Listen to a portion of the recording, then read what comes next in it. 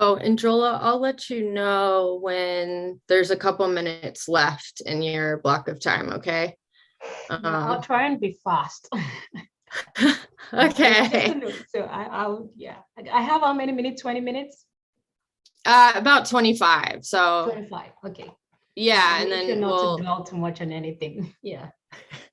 well, you have 30 minutes total, but we want to have that little block before the second speaker to see if there's any, like I said, clarificatory questions.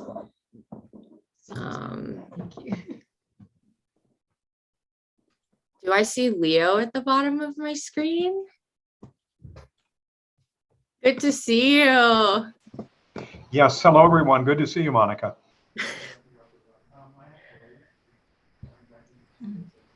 Okay, I'm just gonna wait for like a minute and then I'll get started.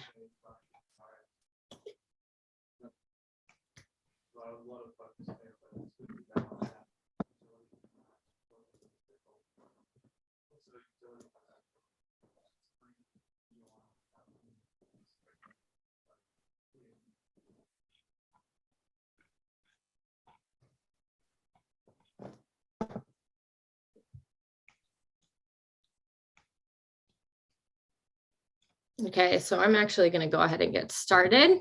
Okay, so hello everybody, and thank you for joining us for our CSM workshop cross-working group session on justice and climate change.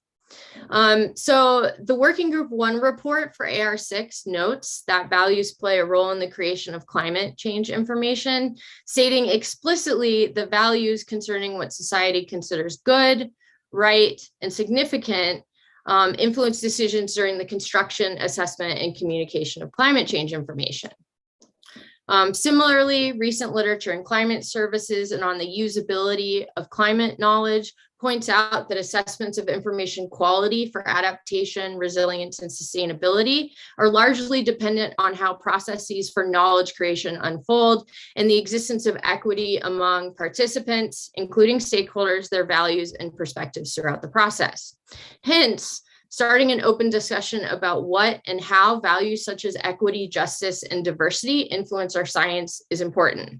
More specifically, our community, the CSM community, needs to begin having conversations about how the scientific community can work in effective ways with the diversity of stakeholder communities to produce information that's reflective of complicated ethical issues we encounter at the intersections of climate change and justice. So quick information about the layout of the session. We're first going to have 3 speakers, a keynote talk that'll be around 30 minutes by Dr. Jola Ajibade, who will speak with us about what justice means in the climate context and how we should understand the multiple dimensions of justice in terms of the ways in which they can intersect and conflict when we're thinking about climate. We're then going to hear from 2 members of the CSM community who've been thinking about and working on issues of justice within their own research. First speaker there will be Laura Landrum, and then the second one will be Yifan Chang. And those talks will be around 30 minutes, while Jola's talk will be a little bit longer, about 25 or 30. Our session will then conclude with around an hour for questions and discussion between the audience and our speakers. And I'd like to note that after each talk, we're going to leave between about 2 and 5 minutes for clarificatory questions only. So any questions that you might have that you think are going to elicit discussion should be left till the second half of our session. And any questions that you do have, whether they're discussion questions for later or they might be clarificatory questions, you can either introduce them through the chat function or you can raise your hand.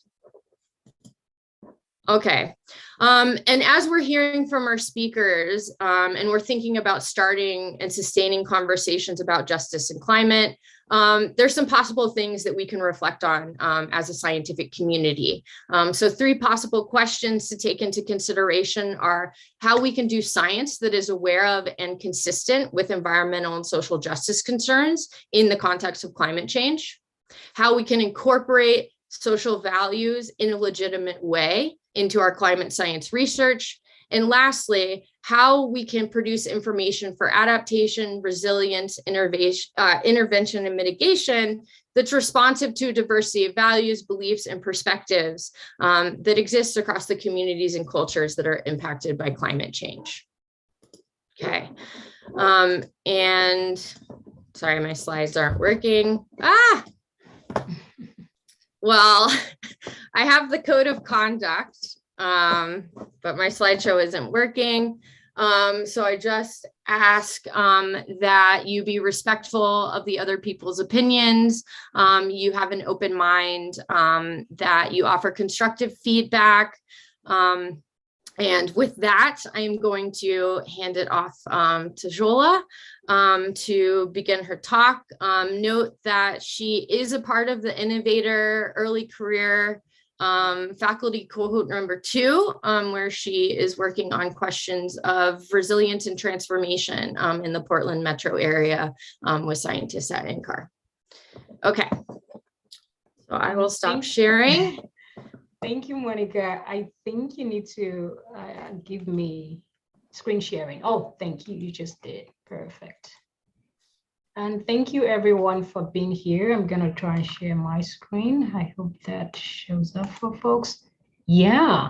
Again, it's really a pleasure to be here. I just, appreciate everyone. Jola, I'm sorry, but we're not seeing your slides. You're not seeing my slides? Okay, I'm going to try that again. 1 second. Share screen. I just did. Can you see anything yet? We see a climber on a mountain. Yep. There we go. Okay, now you see it. Okay, great. Thank you. Thank you, everyone, for being here. I know you're probably on different time zones, but I really appreciate everyone that could make it. And I thank the organizers of this event for inviting me. I know you could invite anyone, but you chose me. So thank you for giving me the opportunity to share some of my thoughts around this issue of understanding the complexities of justice and climate change. And I do want to apologize to people ahead of time that what I'm sharing today is just really a loser or mismatch of multiple ideas that I have been thinking about, but I also read in other people's research to understand all the different multi-layered issues that we need to think about as we work on climate justice, or as we work on climate change and justice as 2 separate issues, but also at issues that intersect in multiple ways and on multiple levels. When we're thinking about impact, when we're thinking about the causation first, and then the impact on different communities, and then the action and inaction, how sometimes some actions can actually exacerbate injustices, and how some actions can actually allow us to address existing problems. So thank you again, everyone. And I'm just going to move on.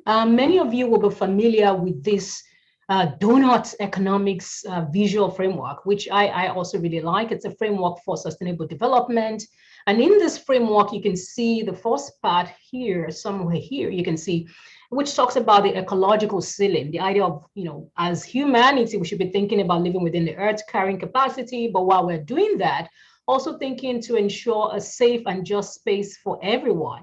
So, and the foundations for that, based on this Robert's work in 2012, it's about thinking about access to water, food, energy, health, networks, education, housing, gender equality, social equity, and political voice. And those are key issues that are important. But there's a lot of, we've fallen short in many ways when you look at it on global level and the number of people in poverty, you look at the number of people without access to energy, without access to clean water, or even housing.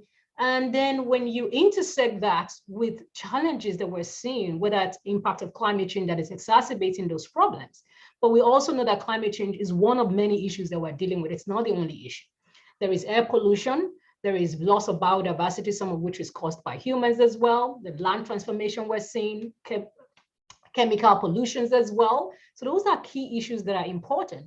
And if you look at the second diagram here, you also see this other one about people thinking here, same Roberts and others, and some other people have even improved of this diagram. And there is this conversation about, we've gone beyond, or some people say we've gone beyond its boundaries, and some boundaries have not been quantified. And the question then becomes, how do we center justice in ways that do not only allow us to recenter ecology, but also recenter people?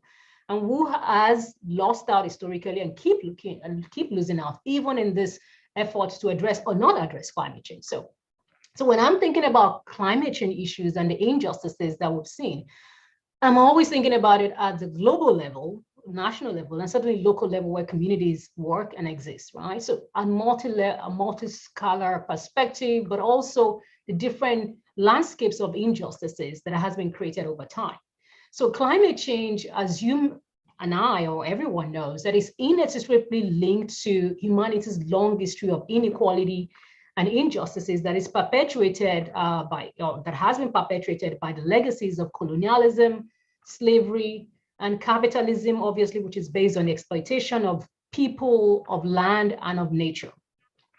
A few of you or many people here might be from the US. We know that in the US as well, there is a historical place-based injustices, right?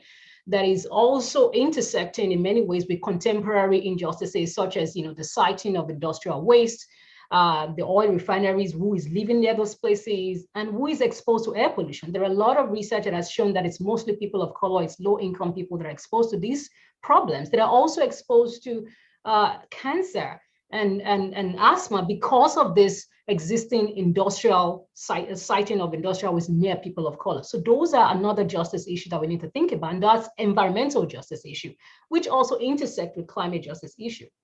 So, and there are other ways in which we know sometimes efforts to address climate change, or sometimes efforts to mitigate climate change, it may involve greening, it may involve relocation of people. Again, we see that in some cases it leads to the displacement of Black, and in some cases indigenous communities as well. So there is this legacy of multi-layered environmental injustices that is also layered on the extraction of people's labor, that is also layered on the transformation of land, that makes our current existence very difficult, particularly low income and people of color. So when thinking about the justice dimension, what does it mean? There is these two complicated movements that have come together to intertwine, both thinking about the local issue and the global issue, with the shared goals of thinking, how do we essentially save the earth, but how do we also ensure the solutions and healing of the earth also involve the healing and reparation and solutions for communities that have been historically marginalized. So bringing these two key issues, two movements and approaches together is really what centers, or what we mean by when thinking about climate justice. And obviously many of these connections are very strong in the built environment. So climate justice tends to give a lot of attention to history, as I've just explained, but also to a variety of intersectional issues, not just the intersection of people's identity, but also the intersectional challenges that they face. And this language and movements and approach has been taken up by a variety of grassroots organizations and activists. So Black, brown people, indigenous communities, they consider issues around labor rights, land rights, housing, health, and other social justice concerns as part of a larger picture of the environment, but also part of a larger picture of addressing climate change issue, which I think is important. But we must be careful not to conflate this with the existing culture wars. And I will talk about that in a moment.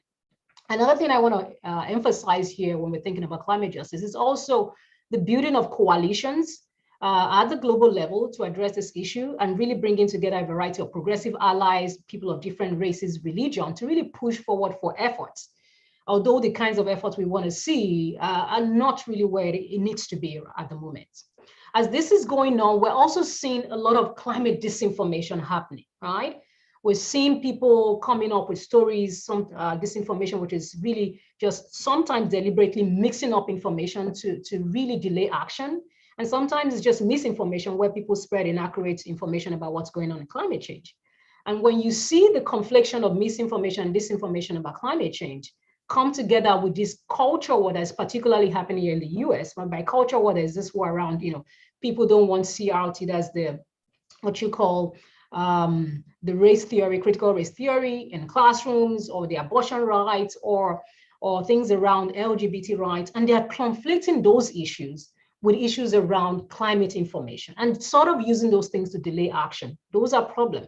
But for me, the problem is really when you interpret those issues, what it means. It's a delay. When you delay action on climate change, it means that people that have been historically marginalized, people who are really experiencing the impact of climate change, particularly frontline communities, are likely to continue to see those impacts if we don't move very fast.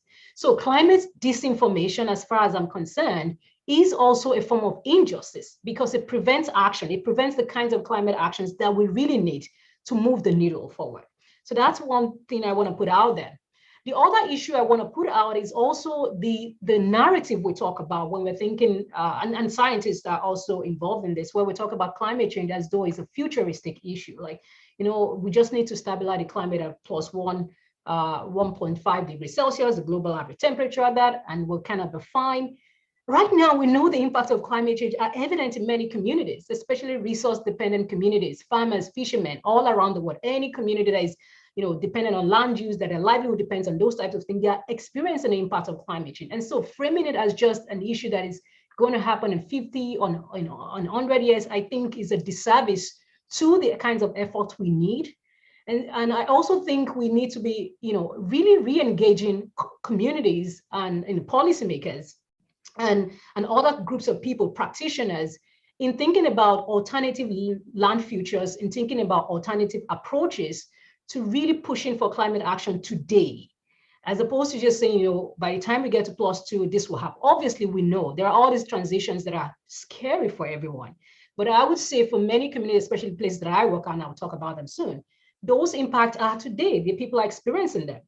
And we need to begin to really push for real action so that we can see the kinds of changes that people really need. So people can have access to water they need for their survival, access to agriculture, food, all of those things have been impacted by climate change. So we need to change our discourse about this future impact because the impacts are here today, but they will be exacerbated, as we know, in the future. And last, and many of us will live through the pandemic. Glad we're here today. But in 2020, Secretary General Antonio Guterres from United Nations called for something I think is important. I want to re-emphasize, but in a slightly different way. He talks about, he said, across the world, people are scared. They want to know what to do and who to turn to for advice. And he says, this is a time for science and for solidarity. That a lot of the misinformation, not one obviously about COVID, we know how that has played out and how, the impact on a variety of people. So that's one thing he was talking about. But for me, I'm also talking about those issues in the context of climate change, that as long as we continue to defer action or delay action on climate change, the impact on communities that are already suffering, the frontline communities that are already suffering this impact will continue to be exacerbated. And so we as scientists and researchers and practitioners working in this field, we need to find ways to really bring together science and solidarity, and which is what I call solidarity science. And I'll break that and this leads to my 3 key messages for today. The first issue is, we need a multiplicity of values and perspective to scale up effort on climate justice, really working with different groups, working community to help understand what they need, not only for adaptation, but also what they need to continue to push policymakers to take action, both in terms of mitigation and adaptation and hazard. So that's one key thing we definitely need to do if we're really going to move the needle on addressing climate change through multiple actions and through the use of science. And the second thing is also there are trade-offs for different groups and at different scales, whatever action we take in terms of mitigating or addressing climate change. There are a lot of trade-offs, which I'll talk about soon. But how we operationalize those trade-offs, how do we balance them? In my way, I'm thinking really about what we call abolition climate justice, which really tries to bring together this intersectional approach to adaptation and mitigation planning. I'll explain that a little bit more in a few slides to come, but it's really about working with people to implement the projects that matter in their community, but simultaneously making sure those projects also address the impact of climate change. And the third point is, how can we use solidarity science to advance climate justice? You would ask me, Jola, what do you mean by solidarity science? I frame solidarity science as a science that works with community to build a case for climate actions on multiple scales, in terms of adaptation, in terms of resilience, in terms of mitigation. And it's also a science that actually embraces and work with multiple or multiplicity and diverse perspective and knowledge system to reinforce or to center racial justice, environmental justice, economic justice. And we know these 3 key issues also underpin climate change. So how do we bring the science and how do we bring these dimensions of justice together to really push for action, but also justice. So this is really what I define as solidarity science. How do we do that kind of work? And I think that kind of work is what we need going forward. For the rest of my talk, I'll talk about some of the impact that we're seeing across the world on climate change, but also try to think and really bring this whole conversation and story together on how do we think about different justices as we address climate issue with multiple actions and with multiple policies and programs. A lot of people are familiar with this issue around vulnerabilities, that climate change, yes, is happening, but also there are existing vulnerabilities in terms of our aging infrastructure and housing, impervious surfaces, poverty, that makes particular communities experience this impact a little bit more. And we also note on the other side, there is increasing hazard across the world, whether you're thinking about storm surges, sea level rise, heavy precipitation, and I'll be talking about sea level rise and heat wave a little bit more, showing just two key examples and what this means for different communities. So how do we begin to think in ways where we center really the solidarity science to address not the impact of climate change, but also simultaneously addressing existing vulnerabilities that marginalized communities or historically marginalized communities have faced? Those are key issues when thinking about, definitely when thinking about climate justice. When you look at it from a global perspective, zoom out again, we know for sure that disaster impacts have increased, and when you look at it on a decadal level. However, some people may argue, well, not all of these disasters are caused by climate change. I think that may be true, but the fact that disasters are increasing, that's a given. And then we also see that number of deaths have increased, the number of money we're also spending to deal with some of this crisis has also increased. We also know things like flood, storms have also increased across the world. So the question, of course, people are, there are a lot of skeptics out there, what's causing this? And I think the science is continuing to show, especially the new science we're seeing in terms of attribution science. I would definitely, I'm supportive of that kind of science to also help reinforce the knowledge we're building in understanding what is really causing some of these disasters and why it's that we're seeing them increase. So certainly kudos to all of the scientists working on attribution science. I think we need more of that. The other thing I also want to talk about is in terms of not just the impact we're seeing in built environment and elsewhere, and which obviously is causing different impacts physically on people, deaths, but also pushing people to migrate. There is the other side of the issue that we need to think about, which is the issue of the migration of animals as well. As animals migrate because of climate change, we're also seeing viruses happen, as we talked about COVID just now. And for me, it's not just the connection between migration and climate change and the virus. It's really who gets affected when those viruses, jump into humans. Who does not have those health insurance, access to good hospital. We know most of the time these are people of color. We know most of the time these are low income groups. And we know during COVID, for instance, that a lot of, our teachers, our farmers, our especially also immigrant workers, we know many of this group were exposed and many of them also died, our bus drivers. And so we need to definitely put in a lot of efforts to begin to address these types of issues. How do we move on climate action? If we don't, we know it's not going to just affect animals on their own end. As it affects animals, it jumps back and affects us. And when it affects us, it also affects low income groups and historically marginalized groups. So for me, again, climate issue is a justice issue. And all the multiple dimensions of climate change, its impact on not just people directly, but also on ecosystems and on animals, also have direct impact on humans and on historically marginalized groups. And I will just talk quickly about some of the places where I work, where I look at issues around sea level rise and flooding. And these places typically include, well, I'll talk about a Portland case about Heatwave, which experienced recently. But Lagos, Manila, and Tokyo, these are cities that are exposed to flooding and cities that are also exposed to, well, Manila and Tokyo are exposed to typhoon.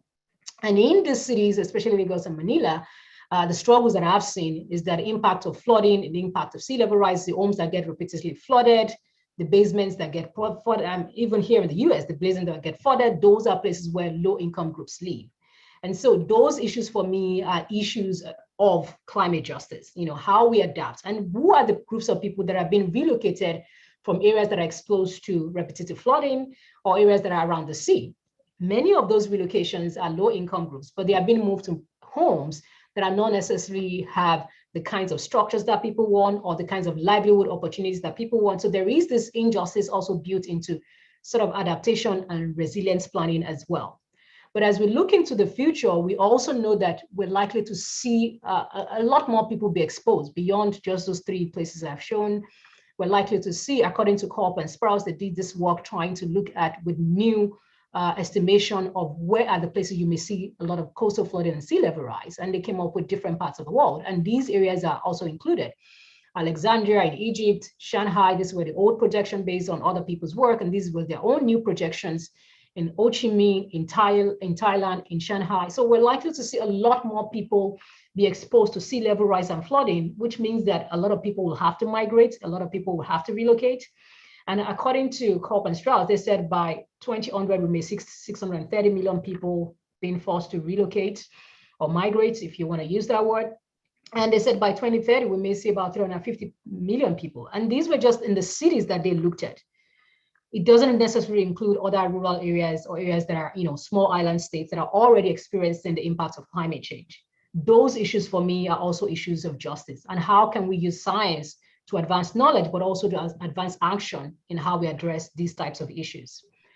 And here in the US, when you're looking at or asking yourself, who is the face of climate displacement, or where is migration and relocation happening, even when people don't want to move, but because of the impact they're experiencing, they feel they do have to somehow, or there are policies that is sort of allowing people to think about relocation. We know many of these places are places that are also occupied by indigenous groups, the Charles, for example, and also communities in Alaska as well. So all of these different issues connects back for me a real global, but also local climate justice concerns that we as researchers need to continue to work on and think about how do we use solidarity science to address it. I'll go on to very quickly to issues of heatwave, which is a case here in Portland. I think I'm nervous about what we may experience in Portland this year, but last year we had this really extreme event. It was, and quite a number of people died. But when you look at the ways in which Portland itself had evolved, particularly, I'll talk about redlining soon, but when to date, some of the work that have been done by my colleague Vivek Shandas actually shows that there are parts of the city that are certainly hotter than others. And obviously you begin to ask the question, why is it that? Is it just about the climate, or is it also that there are existing urban and land use and housing policies that are also engendered these types of problems that makes it to be trapped in particular location and for particular groups of people to die more. And in the last year's events, 2021, we had about 96 confirmed deaths. And some of these, there's 62 of them were actually in Multnomah County in the Portland area. And they were also in areas that were historically redlined and areas that are fewer trees. So those are key issues, the access to trees from different communities, but also the redlining, which is an issue. So when you look at the distribution of trees, you would see many of this, I'll go back here, many of these areas are also areas where you have fewer trees. And so this brings me to existing or historical issues that are still being experienced today. And for those who are not familiar with redline, I'll just quickly explain what it means. Redline refers to the federal government's practice in the 1930s of rating neighborhoods to help mortgage lenders determine which areas of the city are considered risky or hazardous. So the Federal Loan Home Owners Corporation made maps and shaded these maps in different colors, the red being areas that are considered the most riskiest or the most dangerous. And these were areas that you had African Americans live, you had immigrants living there, you had other people of color as well. And this practice of redlining, along with other segregationist policy in the housing sector, obviously has had lasting effects, and which is even in some cases, some of those areas, you still have concentration of poverty in some of those areas, and also reduced the access of people to home ownership in those places. But that's one issue. The other issue is that because of this redlining and its enduring effect, we're also seeing that impact, I'm going to go back there, the impact of climate change is very severe in those places. And it's particularly severe on people of color as well that lives in those places. And this example is not peculiar to the Portland area. Hoffman and others did some work, and they showed that across the US, the Midwest, Northeast, West, and South, they also noticed that areas that were redlined were areas that you also had this correlation with heat. And there were also, some of them were areas where you had fewer trees as well.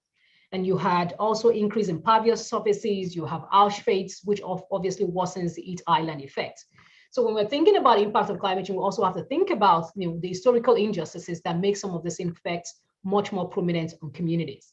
And so it brings me to the question that Monica was saying, like, Jola is going to help us think about some of the justice issue. And so when I look at this broad overview of a variety of things, the misinformation, the redlining, the exposure to flooding, the exposure to sea level rise, who is affected, all of those issues. And I'm thinking, how do we really center justice? There's so many issues you can think about, the impacts, and also some actions that also exacerbate problems. For instance, in some cases where you have trees being planted to mitigate the effect of heat, especially in low-income communities, we also realize housing quality or housing value in those spaces increases, and therefore, in some cases, leads to displacement of people and also gentrification. So how do you ensure tree planting, for instance, without gentrification? How do we address this multiple levels issues around climate change? And it's really centered justice. And this is a framework that I've been thinking about for a different project, but I think it's also relevant here. And I call it this abolition climate justice framing, which in my mind can also help us bring together that solidarity science where we come together, centering science and centering justice issue. Abolition is really about figuring out how to work with people to make something rather than to erase something. It's really about a theory of change. It's a theory of a new form of social life and vision and change in different ways. And for me to do that, we need to think about a variety of justice that comes together to help us recenter this issue. One is the recognition justice, recognizing some of those historical problems for redlining that has really exposed, and not just redlining, environmental injustices, exposure of people to toxic materials that really expose people because of who they are and where they live. So really centering recognition justice is very important when we're thinking about how do we bring together this abolition climate change approach or climate justice approach. There is social justice, right? Which is giving people access to housing, to food, to resources that they need for survival, even in the context of climate change. How do people continue to thrive in spite of climate change? So those are key things we need to think about. How do we bring together social justice in this framing as well, in this work that we all need to do together? And then there is the environmental justice issue, which is a question of distributive justice and procedural justice, right? Who is involved in decision-making when it comes to the siting of amenities and of disamenities? We know the disamenities is really, by disamenities, I mean air pollution and toxic waste, things like that, and even heatwave, things like that, right? The people who have been historically exposed are essentially people of color and also low-income people. But how do we recenter their voice in decision-making to really bring about change when it comes to environmental justice?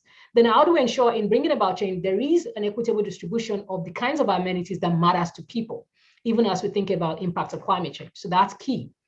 Then there is the ecological justice, which is really thinking about more than human relationship and more than human focus on justice.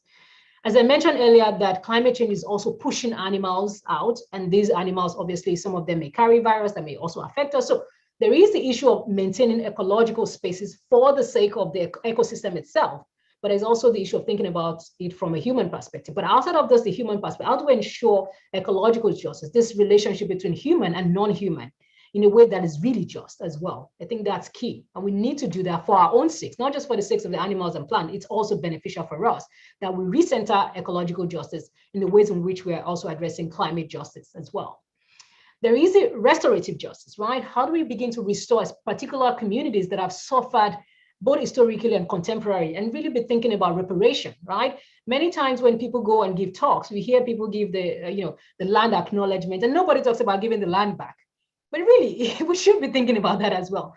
Giving people the land, the sovereignty over their land tenure systems, right? That works for people, particularly communities that have been marginalized, whose land, whose homes have been stolen, whose culture have been, been degraded.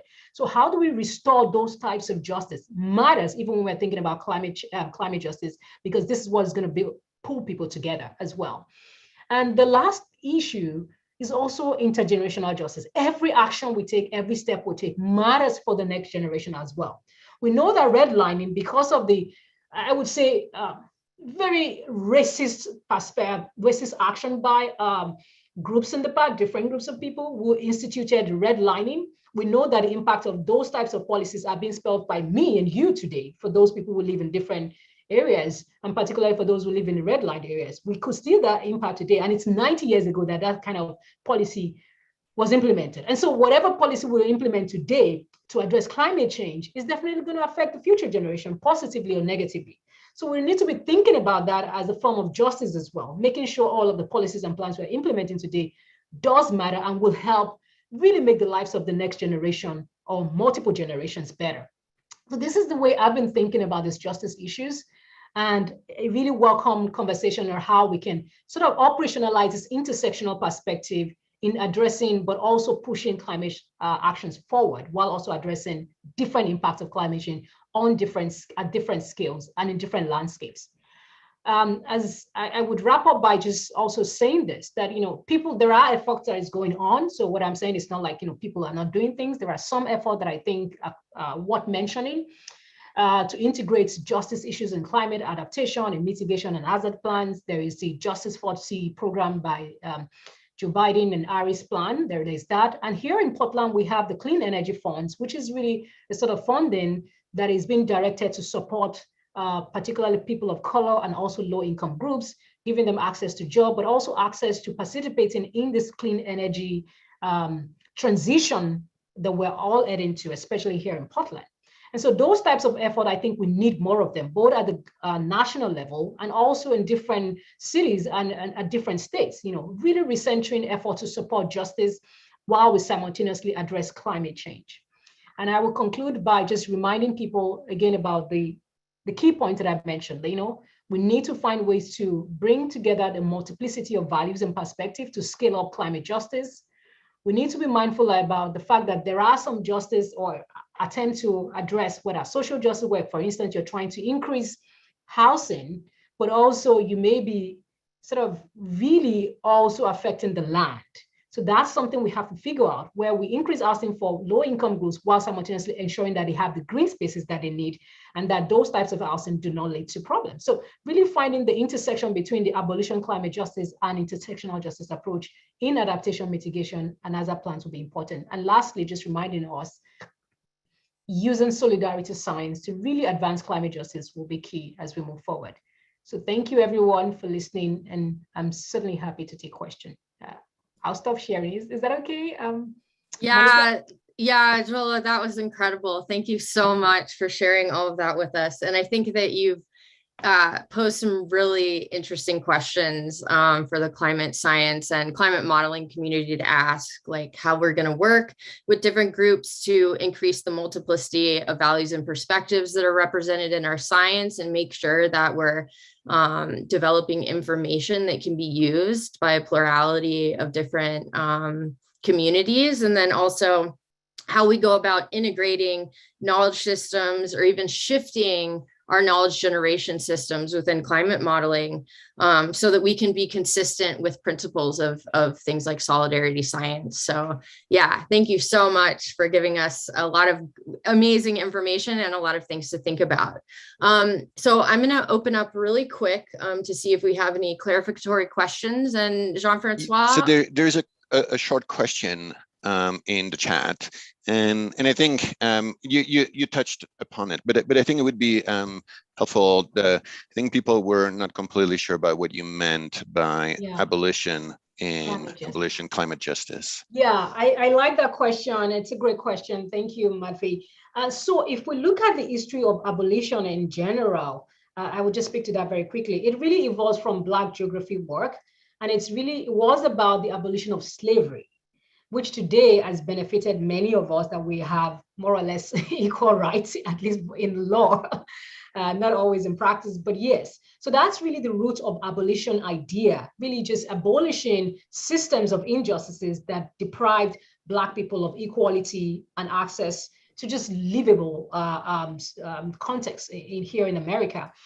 And so when we think about abolition, climate justice, so we have the abolition climate justice, to me, at least for me, it really means not just bringing people together, but really working with people to create new forms of justice system that hasn't really existed the way in which we want to see it. And so that's why I brought together those multiple perspectives of justice. So there is the dimension of climate justice where we're saying, okay, we're going to the UN, we're going to the COP meetings to challenge the system and to say, oh, we want action. But there's also the other dimension we could also be demanding for those actions here, to erase existing systems of injustices, but to create new ones that can actually push for a different kind of future that we need to see. So I think the challenge before us, particularly people of color that continue and other historically marginalized groups that keep experiencing the impact of climate change very viscerally, we need to be pushing for what kinds of system and what kinds of future we want to see.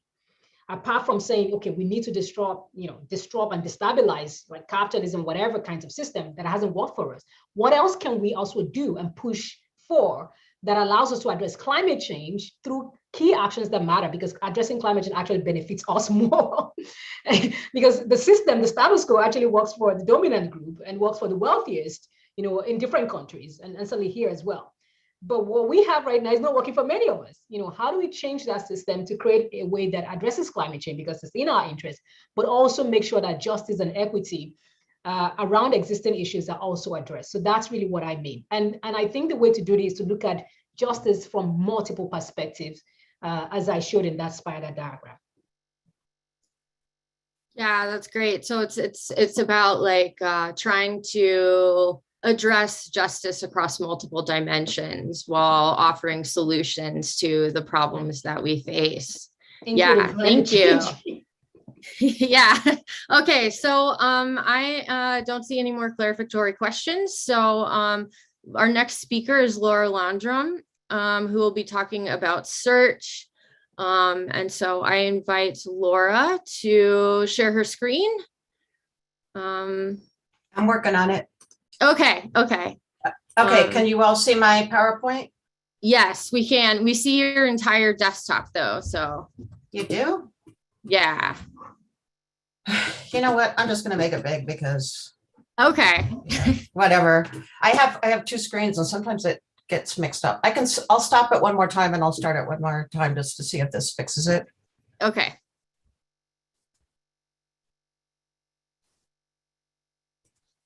Do you still see my entire screen? Oh no, that worked. That's perfect. Okay. Perfect. Okay. Perfect. Okay. Take it away. All right. So first off, I wanted to start by thanking Monica and JF for having this working group and this outbreak session. The fact that we're just having it and that we have an attendance of nearly 100 people at this shows the level of interest, in my opinion, that we have in our climate modeling and scientific community in justice and climate change. And thank you for having this, providing us this opportunity to share and discuss things. I also want to thank the previous speaker, Dr. Ajibade. You set this up quite nicely for my talk. Thank you for the big global perspective. I am here today to tell you about a project that I'm involved with called SEARCH. SEARCH stands for the Study of Environmental Arctic Change. It is working on co-producing knowledge and ways of advising science and policymakers and local communities in the Arctic. So it's not as big a picture as that was presented before, but it's a smaller one. I'm going to start off by saying the group itself is dedicated to informing Arctic decisions with Indigenous and scientific knowledge. I am not an expert on climate justice. I'll just put that out there. I got kind of nervous for this talk, but Monica was very insistent. But I am a Western trained scientist. I am Laura Landrum, and I live in Fort Collins, Colorado. I come from the region of the traditional and ancestral homelands of the Arapaho, Cheyenne, and Ute nations and peoples. This land was also the site of trade, gathering, and healing for numerous other Native tribes. My mother and father, Suzanne Walters and Robert Landrum, and my paternal grandparents came from Wichita, Kansas, in the land of the Osage, Kiowa, Wichita, Dakota, and Lakota peoples. My maternal grandfather came from Rochester, New York, in the land of the Seneca and Haudenosaunee peoples. My maternal grandmother came from a large farming family near Jackson, Ohio, on the lands of the Kaskazia, Osage, Shawnee, and Maya peoples. I have a background in Western science. I am trained in science from academia, and I gave that introduction. That's not an introduction that you will normally hear at a scientific venue. I encourage all of you to do a little background work into your own background and where your people came from. SEARCH is a study of environmental Arctic change. We are a complex collaboration of scientists, Indigenous people, and decision makers. We are synthesizing across disciplines and knowledge systems and sharing holistic understandings of the drivers and consequences of environmental change. We assume as a group, SEARCH, by the way, is an NSF sponsored program. It's a 5-year NSF grant. It's a very large grant. And our assumptions are that robust knowledge systems, including social science, natural sciences, indigenous knowledge, and indigenous sciences, must be respected and supported in order for society to adapt most efficiently to environmental changes in the Arctic and elsewhere. Secondly, we also believe that we can improve upon the knowledge created for and put in formats that inform policy and decision-making across scales. Third, that equitable and just collaboration across traditional sciences and indigenous knowledges requires explicit attention to anti-racist and decolonizing practices. I'm going to focus just a little bit on that last statement. We just had, as Search, we had our first executive meeting last September, and we had our first all teams meeting in person in Anchorage last week. It took 9 months to put these teams together. It's a lot of time. One of the members, Jackie Schaefer, was quoted as saying, "You have to acknowledge the past in order to change the future." I would change that a little bit and add, you have to acknowledge the sources of injustice in order to address justice. Colonizing and extractive behavior is not limited to the past. And as an example, I'm going to show you a clip. This is a video clip from the Arctic Futures Conference in 2050. Arctic Futures 2050 conference in 2019 in Washington, DC. The person speaking is Merit Turetsky. She's on a panel with Brendan Kelly, Melanie Bonke, and Gifford Wong on the urgency of collaborating to inform Arctic policy. And I was not able to figure out how to get just the video in only the segment I want to play, but don't panic. I'm not playing 45 minutes of this. I'm just going to play a couple clips. There we go.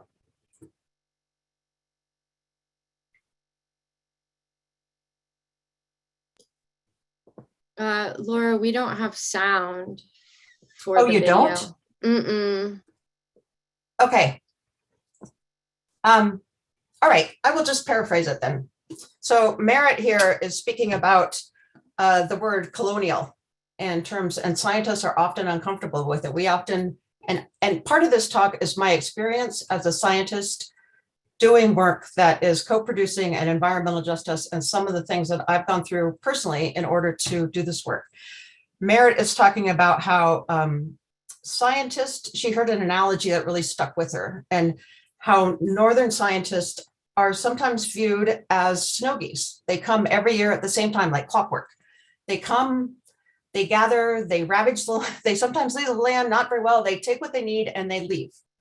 And then there's another comment by Melanie after that. She says she'd like to comment on it. And at least the snow geese provide some form of sustenance for the communities. So I want to just take that idea that sometimes these histories of colonialism are still with us. And that if you want to do work on climate justice, you have to be willing to be introspective and do things a little differently. Search abides by the Inuit Circumpolar Council, ICC, Protocols for Equitable and Ethical Engagement. One of our members, Farah Metcalf, is also a member of the ICC. There are 8 protocols that the ICC has put together that represent a very large region of Inuit communities in the Arctic, and we abide by these principles. I'm going to read them to you because I think it's so important to stress. 1, nothing about us without us. You always engage from the very beginning with the local communities. 2, recognize Indigenous knowledge in its own right. 3, practice good governance. 4, communicate with intent. 5, build trust and exercise accountability. 6, build meaningful partnerships. 7, information data sharing, ownership and permissions must be discussed and agreed upon and understood. And finally, 8, equitably fund Inuit representation and knowledge. So once again, the goal of Search is to produce and share actionable knowledge to inform decisions about the socio-ecological systems in the Arctic and beyond.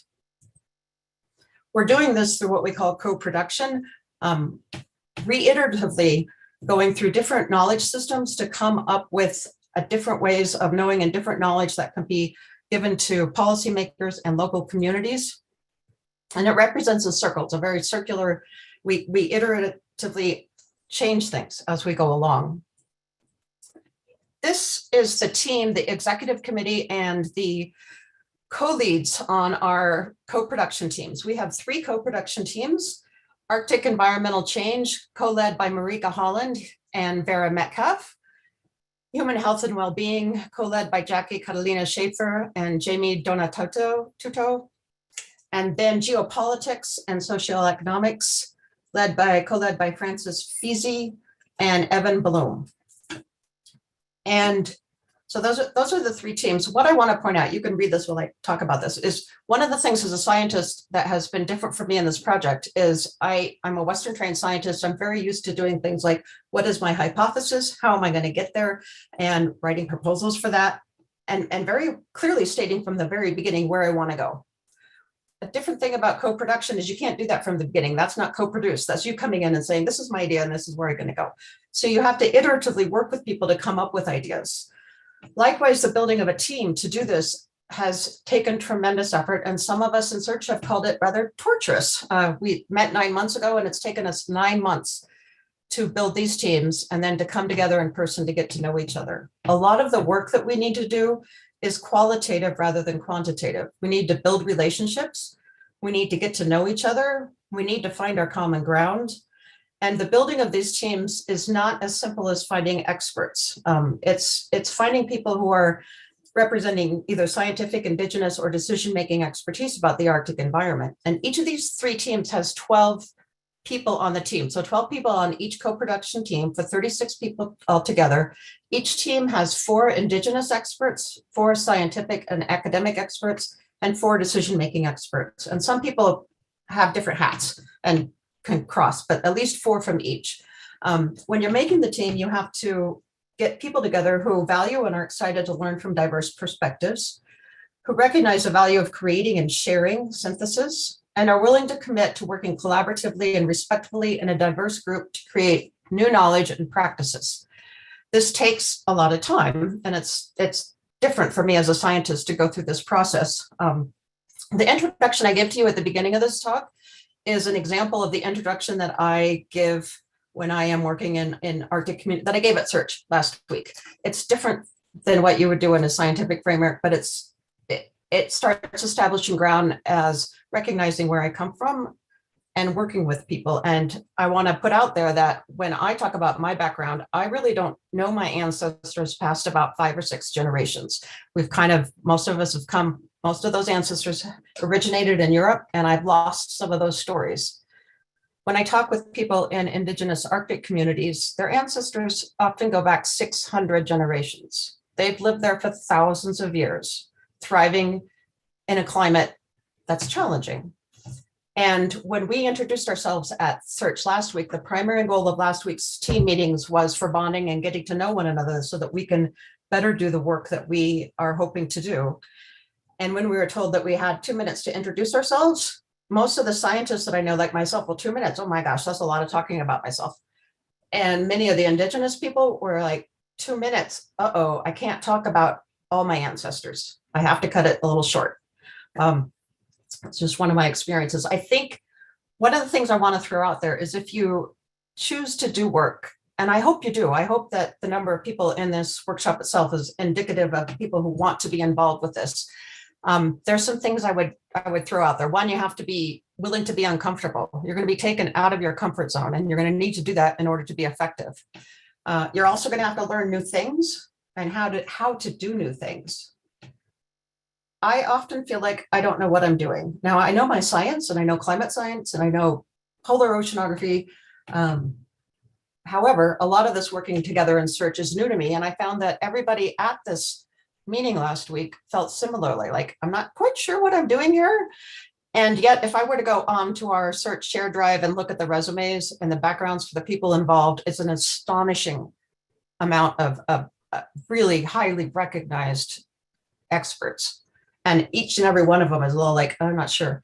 You're going to have to put a lot of time and energy into relationship building that we can't get to what I deal a lot with quantitative data. We're not going to be able to produce quantitative data until we do the qualitative work that we need to get there. You're at, just quickly, you're at 14 minutes, so you have only a couple okay. minutes left. I'm gonna wrap this up with one really quick, like one of the things that we did to facilitate bonding and getting to know each other was to talk a little bit about our dreams and aspirations and search. I am a Western trained scientist. When I went to graduate school in the 80s, I studied carbon dioxide air-sea exchange, and many of my colleagues looking at carbon dioxide and climate change, we thought that as scientists, our responsibility was to point out to the world the impacts that carbon dioxide was having, how we're emitting it, how it was warming the world, and then the world would say, oh, we don't want to do that, and we would change. In hindsight, I recognize how naive that thought was, but now, 40 years later, I'm at the other end of my career, and I have 2 teenagers that are inheriting a world that I have concerns about. And the definition of insanity is often said to be doing the same thing over and over again and expecting a different result. I want a different result. I want my kids to inherit a planet that is on a different path, and it's a big ship and it's going to take a lot to turn it. But I want to see if my background and expertise in science, my understanding of polar climate and polar science can be of service to communities that are facing climate change now. And I would encourage all of you to do so as well. It's very gratifying work. Anyways, on that note, I will, and one positive thing really quickly, search, there are people at NSF that support work like this. There's a growing community, and the NSF was willing to take the risk to support this sort of work, indicates that there are those that want to do it. It's a very big grant, and it's such a risk and such a large grant that NSF also has hired external evaluators to evaluate it. So you're not alone if you want to do this work. Anyways, I'll end there. Great, thank you very much. And I just want to reiterate one of the things you brought up in your talk that's really important, that co-production isn't something that just happens when you're engaging in the research process, that co-production needs to happen with the development of the conceptual framework, so that the way in which you're looking at the problem space is representative of all the different perspectives, and you have that integration starting at the onset of thinking about your research questions and how you're going to approach answering those questions. So that was great. Thank you. I'm not seeing any hands up or any clarificatory questions in the chat, so I suggest we just move on to our final speaker. So Yifan Chang, if you are here. Perfect. Okay, so yes. Yes. Yeah, I will just let you start. Thank you. Cool. Can you see my screen now? Yeah, this is perfect. Thank you. Okay, great. Hello, everyone. I would like to first thank Jean and Monica for the invitation. It's my great pleasure to share this work with you.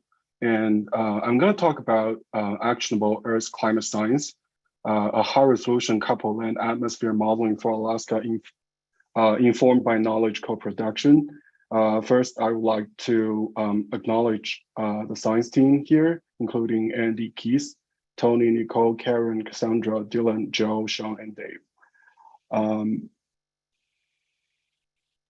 So this is part of an NSF Navigating the New Arctic project, where we collaborated with indigenous Alaskan people to estimate the climate impacts on Alaskan and Yukon rivers, fish, and communities. In general, under climate change, the Arctic is rapidly changing, including increasing air temperatures and precipitation, decreases in sea ice, and changes in seasonal snowpack. Climate change also greatly influenced the inland freshwater systems, and indigenous Alaskans heavily rely on them for subsistence fishing and transportation. The research goal of this project is to strengthen the understanding of changes of hydrometeorology as well as terrestrial hydrology in the Arctic and the potential impact on rivers, fish, and indigenous communities. So this goal is tangible to the daily lives of Alaskans. So it is critical to involve local people in the research process. So we have formed an Indigenous Advisory Council to help the project investigators make decisions about research design, analysis, and deliverables, and also make sure that indigenous knowledge and perspectives are included, valued, and protected. So starting from the proposal drafting, we have involved indigenous participation.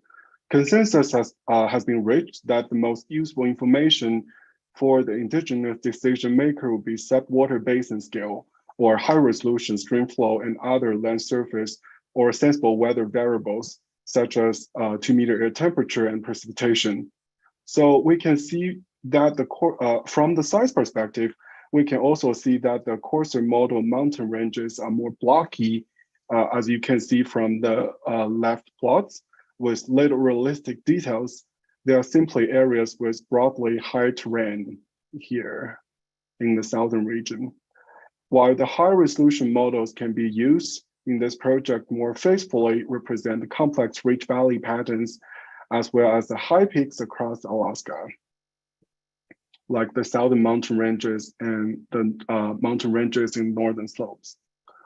However, like using higher spatial resolutions inevitably increase the computational costs and constrains the uncertainty quantifications, but we still prefer to use a high resolution configuration in this study because it fits better with indigenous knowledge and co-production model, and better process representation can improve the confidence in our projections.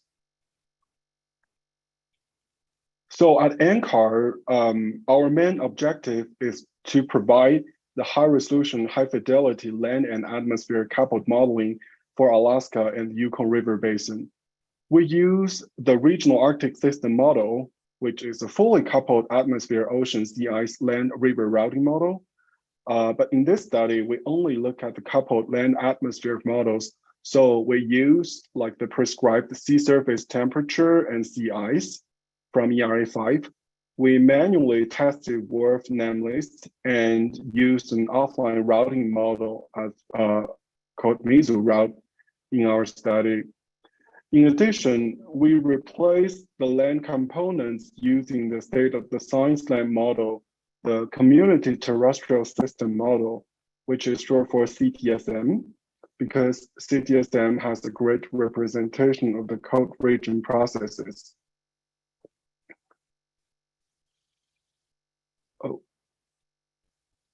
So rapidly changing Arctic hydrology is influenced by complicated land surface processes, and we synthesized the community effort in Earth system modeling and developed an optimization workflow for CTSM. As you can see from the left box shows how we configure a high resolution CTSM application.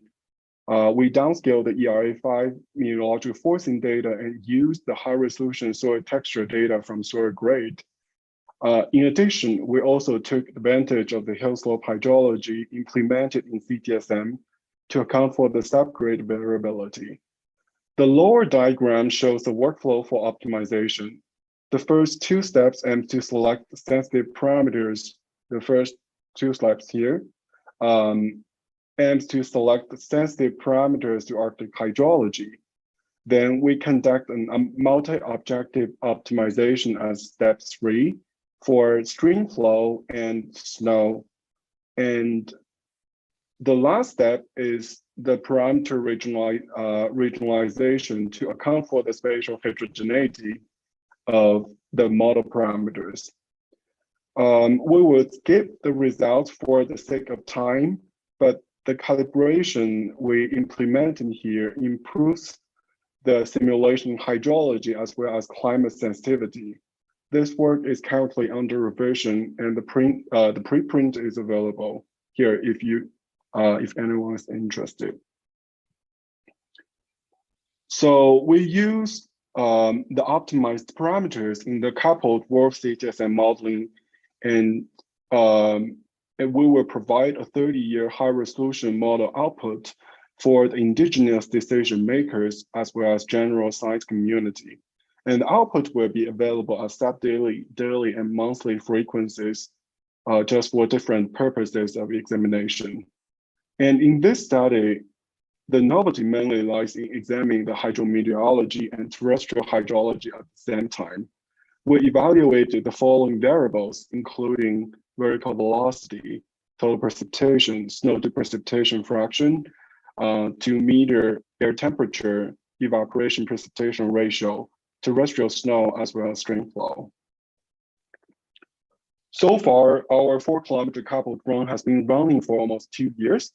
And here I would like to show some preliminary results for the 1-year run from 1989 August to 1990 July.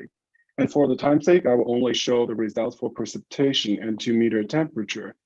For the precipitation, we compare the Rasen simulation with observationally based probabilistic estimate of precipitation, which is developed by Andy Newman in 2020. We compared our Rasen simulations with the ensemble mean, 25 percentile, median, and the 75 percentile. The distribution of the difference across all gray cells are shown in the left plots, with its mean value range from negative 50 to 50 millimeter per season. And for the air temperature, we compared with over 500 on-site air temperature observations, and the mean seasonal difference across all sites are all within 2 degrees Celsius. And the Rasen simulations show some slight warm bias during the winter period here, and show some slight cold bias during the summer. For the future climate change studies, which is also another big component in this project, our collaborator, Nicole from USGS, and our indigenous collaborators co-designed a climate information survey to help guide our model decisions.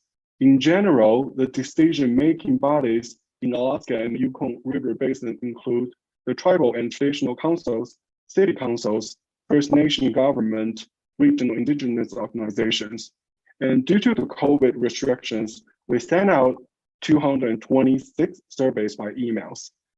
And if you guys are interested in looking at the results of the survey, I also put the link down there. I'm happy to share the slides later. So in general, at last we received 23 responses from representatives from 8 tribal and traditional council, 5 First Nation government, 4 regional indigenous organizations, and 6 city councils across our study domain. And we do acknowledge that this is not a representative sample based on the 10% response rate, but we can still get important guidance from the survey together with our advisory council. For the purpose of climate modeling efforts, this survey was used to mainly answer following 2 questions. The first is what future time horizons to model, and the second is what global climate models to use. However, I do want to highlight that the survey is not only important for climate modeling, but also important to guide other modeling efforts in this project, like stream flow, river ice, river temperature, as well as fish bioenergetic modeling. So to move forward, the first question, what future time horizon to model? Over half of the correspondents agreed that the near-term scenarios might be the most useful to them. So we decided that we will simulate a 30-year time period from 2035 to 2065. For the second question, unlike the first one, the concept of global climate models may not be familiar to indigenous communities. As a result, we try to collect information more tangible to their daily lives while informative to scientists, such as what extreme weather events they are most concerned about. For example, like the seasonality of air temperature and precipitation changes. And in this study, we will use a pseudo-global warming method to conduct climate change studies, and the input from the survey will help us select the metric of interest, as well as group the global climate models. And this work is currently undergoing, and we are happy to share more progress as we move forward. So finally, I want to close my talk with that I'm an early career scientist, and I'm a trained hydrologist. So I actually do not have much experience with climate justice, but I'm really excited about this area and the project because we can actually get the chance to work closely with Indigenous people and get to use the modeling the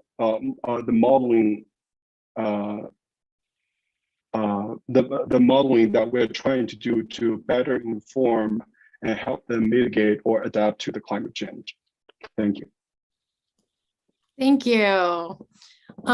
So are there any? That's it. Are there any clarificatory questions? Stop sharing here.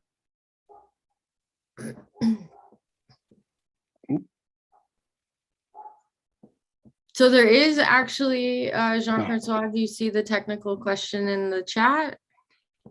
Yes, thank you. I just see it now.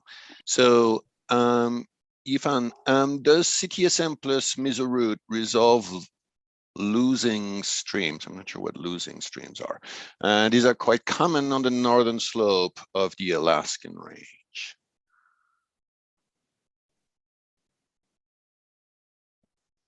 Did you, Yifan, you're muted, or at least I can't hear you. So can you please clarify what is? Oh, can you hear me now? Medve, maybe you can clarify the question. Sorry, can you hear me now? Yes, we can hear you. Medve, could you clarify, less discharge upstream than downstream due to loss to groundwater? Okay.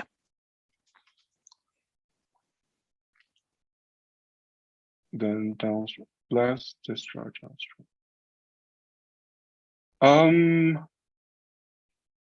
Yes, I think so. If it is like still in stream, I think CTSM Mesoroute can resolve that.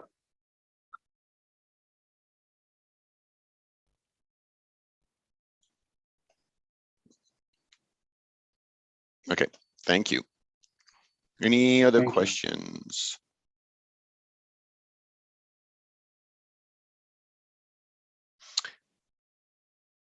All right, from Holly Thomas, thanks for the talk. Curious if the survey contained any questions about deliverables, specifically how to best communicate the results to the communities. The answer is, I think it's yes and no, because like in the survey, we ask them what, like for example, like what kind of fish or what kind of vegetables they are most care about, which will guide our analysis in some sense. And at the same time, by the end of the year, which is supposed to happen like this March, we will have like an Arctic Summit. And in this event, we are inviting people from like stakeholders, indigenous people, as well as Western scientists to work together and trying to address like what's the best way to first is communicate our modeling efforts, as well as like what analysis that they would like, that they are most interested about. So we will have like continuous like communications with them, because we have this Indigenous Advisory Council. We will also have like following events like this, the Arctic Summit. Yes.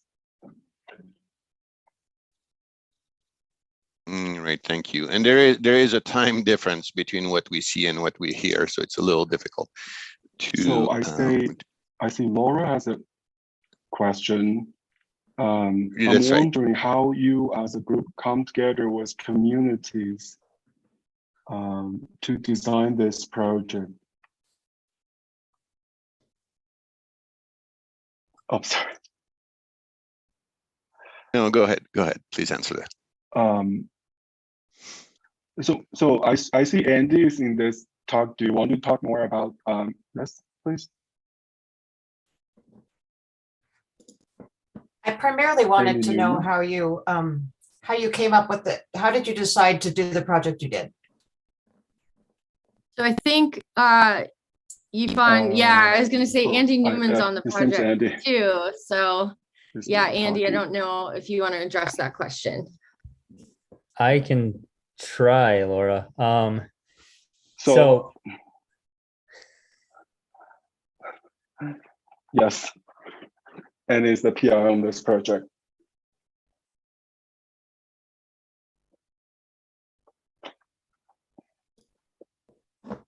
All right, I'll try. Yeah, so my recollection, this was already a 2018 proposal that was funded in 19, and then we went into the pandemic, so the last couple of years have been a blur. My recollection is that we had a couple ideas. I was approached by the lead PI at CU for, we had worked together in the past. He was already, I think, building out the team. That's Keith Musselman. But we had built out connections with Nicole, with ITEP, with the Yukon River Intertribal Watershed Council, and we tried as best we could to work collaboratively on the proposal. We didn't have the advisory council put together at that point, so it was somewhat of a hybrid of co-production of proposal ideas. So not maybe fully what was you and Joel talked about earlier, but we did try to do a little bit more effort than maybe the standard proposal where you tack on those considerations at the end. And then the project's been very integrated. I think at least anything better than I've ever experienced as a Western scientist. And so I think we're trying to, meet the spirit of a lot of this, but like you said, like it's been said, it's a lot of extra work. And I don't think we even appreciated how much extra work all of this takes to build out the team. Even folks who we relatively knew each other at some level going into this, it's still, it's a lot of extra effort, and you really need to be passionate about it to make it work going forward.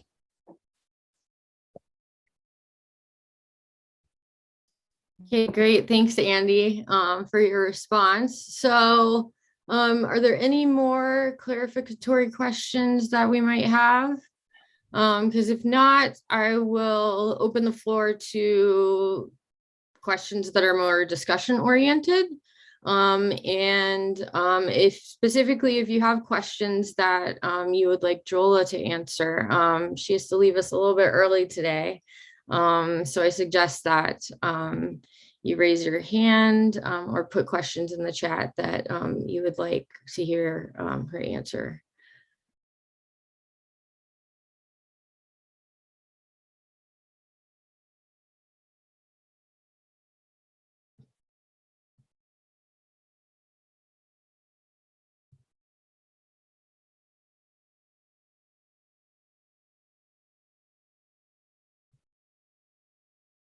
Okay. Oh, Laura. Great. Yeah, thank you. I'm going to jump right in there. Go for it. Can you hear me? Yes, we can. Okay. I'm wondering how you go between. You gave a very nice overview, kind of big picture talk, and talked about a lot of big ideas. And how do you bridge that gap between what I call a more academic approach to this and working actually with a community? It's like, can you change that lane rapidly? Because you did such a wonderful job today presenting the global picture. Are you also able to get in and work with the communities? And if you could speak to that a little bit. Yeah, great question. Yeah, that's why I don't get enough sleep. So I do all of those. So I do work in Manila, in Lagos with communities, and in Tokyo, I did some work with experts as well. So I go and I basically in Manila and Lagos, I work in slum communities. So sitting with people, doing focus group, asking them questions, what's going on, and also trying to bridge the stories they tell me with what the experts are doing. So also trying to connect back to policymakers and experts. So I do that. And I do the same thing here in Portland as well. So we have an ongoing project and two different projects, one funded by NCA, but there's another project funded by NSF as well, where we're looking at the relationship between heat and let's say eat island areas and greening. And so we have like field work this summer going into different communities, particularly communities of color, trying to do a participatory mapping around what people really want in their neighborhood, as opposed to just saying, do you want trees? And we're also doing participatory cognitive modeling to see how they are thinking about what is changing in their community and the kinds of transformation they want. And also, we've just done some set of interviews with different folks in different agencies around tree greening, different bureaus in Portland. So I do all of those multi-level work. And I think it's the reason why my work, at least that I'm excited about, is because I work on cities, and you can work with cities without also talking about communities that live in those cities. So I bridge, which is why, the mid-range people, that's the experts and the policymakers, they're important because, they determine what happens in the city, and then the communities are the ones that feel the impact of actions and policy. So I do talk to communities, I talk to people in the city, and then I also work with people that do like, this global assessments on adaptation, like what's going on in different parts of the world, what are we seeing in terms of adaptation practices, where are we seeing regulations that are working or not working. So yes, that's a great question. I do all those things. Great, thank you. I think it just takes a very special person to be able to navigate between these lanes and work at different levels. And you seem particularly good at it. So thank you for all your work too. I'm good at it though. I'm just trying. Yeah, thank you. Dave, you have a question? Yeah, I do. So Joel, you sort of answered this, but I mean, here we've got two examples of Arctic research and working with Indigenous peoples in the Arctic and so forth. And these are both NSF funded efforts. I mean, what are you seeing in terms of extrapolar, working with other Indigenous peoples around the world, and what funding agencies are actually interested in this? So I suspect this question may be for Laura or for you. So yeah, but it's a great question. And one of the things I tell people is, for those of us who are people of color, the adaptation burden or the adaptation labor is also on us. And it's just really hard to navigate all of the different communities and the different impacts that you hear that communities are going through right now, and not just in the future. And I have students that work with Indigenous communities. I don't necessarily work with Indigenous communities per se, but where because I work in the cities, right? So if there are instances where we go to places where we do our interviews, for instance, here in Portland, and we have to talk to Indigenous communities, we talk to them in this bracket of populations or BIPOC group, as opposed to the kinds of research I think Yimfe and Laura described, which is really a group of Indigenous communities with very strong ties together and living in particular location and what should happen. So I think they will be a better person to answer that question in terms of funding that's going on. But I'm more like, the city person and thinking, sure, how is the city changing and shifting and affecting different BIPOC groups? So Laura, over to you. Yeah, well, I kind of passed that one, as I actually don't know much about the funding agencies and that, although I would guess that the Rising Voices community at NCAR and Heather Lazarus in particular would have more information about that and more knowledge about, and more be in touch with some of the things that are going on with all the work that they do with Indigenous communities, which are, from my experience, largely not polar communities, but lower latitude communities.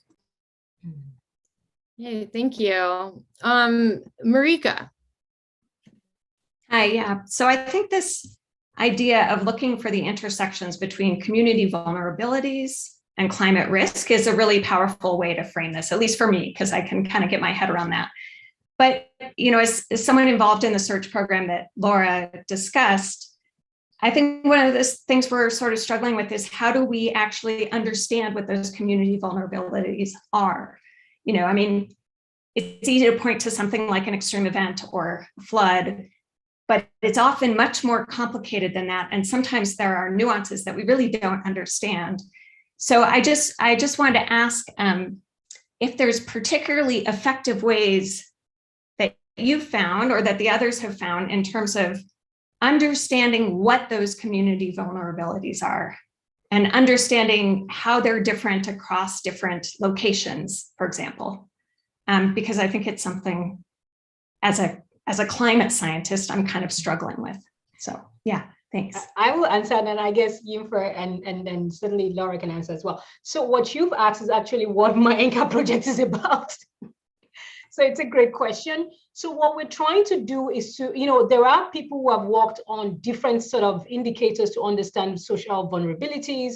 So there is work by Cotter and others. There is this social vulnerability index, and there is also the BRIC framework, which is also understanding resilience. So what I'm trying to do in my work is to use those two frameworks sort of together to see where you have pockets of vulnerabilities, to decide where you actually go to speak to communities. And when you speak to communities and then helping, engaging them, understanding, so what are your concerns about this particular issue, whether it's flood, it's droughts, it's whatever it is. So using the science to make an informed decision about where the spatial vulnerabilities are, and, there's lots are out there about GIS and how you bring that together with statistics to really get a sense of what's going on in the city, because I'm working at the city level. So we've been doing a variety of variables, looking at where populations of homelessness is concentrated in Portland, where low income groups, where you have low people with just high school education, where you also have people of color concentrated. So we're looking at all of those things in an index form to help inform where we go, and then where we get there, then interviewing a couple of people in those places to really get a sense of what it really means, what their life is in those locations. So that's kind of what I'm doing, but I think there are other researchers who have done those types of work in other parts of the state as well. Okay, thank you. I think Dave Lawrence has a question too. I know we're cutting close to the time you have to leave. So yeah, sorry. This is interesting. I wish I could stay longer though. This is actually not necessarily a question. It's a comment or maybe a question for everybody. Dave Bailey I was already thinking along the same lines, like we've heard about 2 Arctic projects, and I feel like the Arctic problem is a little bit easier to define sometimes because the indigenous population is so clearly, under threat due to the rapid climate change there. But really, there's so many people around the world that are affected by climate change, and that's actually a very small population in the Arctic that are affected by climate change. And so you think about the global South, or across the U.S., all the poor people, disadvantaged people. And so what's not clear to me is what programs, and this is where you may not be able to help us, Joel, but broadly thinking, what programs could we be thinking about applying to do research so that we could use our Earth system modeling capabilities to address problems like you mentioned about the inequities across cities in terms of trees and having trees or urban areas. You can also, that food production or food vulnerabilities must be an area that's really that we could make contributions to. And so I feel just a little bit unclear about where to go to try to get involved in this research. But even though I think we have a way, and maybe just to finish that comment is that, even in terms of who do you talk to, right? I mean, is it like city managers? Are they the person you talk to? Government officers, community organizers? Yeah, it's a little unclear to me, at least. So in terms of the funding, I very appreciative to ENCA for funding my work. So I know there is the Innovators Program. They do fund these types of work. I am not the only one doing equity work. I think there are 8 of us that were funded this year, maybe more. But a lot of us do center equity in our work and justice. So, and I think they've just put out a call for the next set of innovators. So you can look into that if it's still ongoing and sort of encourage people to apply. So that's one area, and the funding is pretty decent to do this kind of work. It's actually more than any social science typically gets. So I'm very appreciative of that. And I encourage people to look to ENCA for funding. But also, I know NOAA now is also funding projects around water justice. And one of my colleagues got some funding from NOAA. So, and then NSF as well. So if you're working with different faculty in different institutions and you pull together a team, NSF project, different NSF agencies also are now interested in justice issues beyond just the climate science, really bringing together this co-production of natural sciences and social sciences and how we can work together. So there is a move from the traditional just funding science to really thinking more broadly about society and bringing different expertise together. So those three, I imagine there might be others that are also regionally based, but those are the three that I'm aware of that, anyone from anywhere, particularly in the US, could apply to. And then to your second question about, how do you work with city planners and experts and community? I guess it depends on the questions that you're trying to answer. I'm looking at issues around equitable resilience. And I cannot just look to community to answer that question where there are a lot of policy and plans and projects and infrastructure that is being built, not by the community themselves, but by the city. And so bringing the city into conversations with the community and the community with conversation, the city is very key to building resilience or building resilient community. So the type of research that I do and the questions I'm asking requires that I talk with multiple actors and stakeholders, which is why my research is at all these multiple scales. But I think for different groups of people, different actors might matter and different scales might matter as well.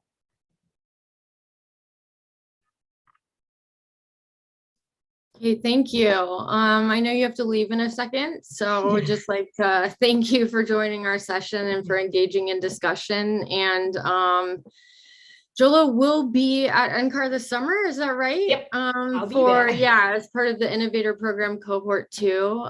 So I think people will likely take the opportunity to converse further with you about these issues.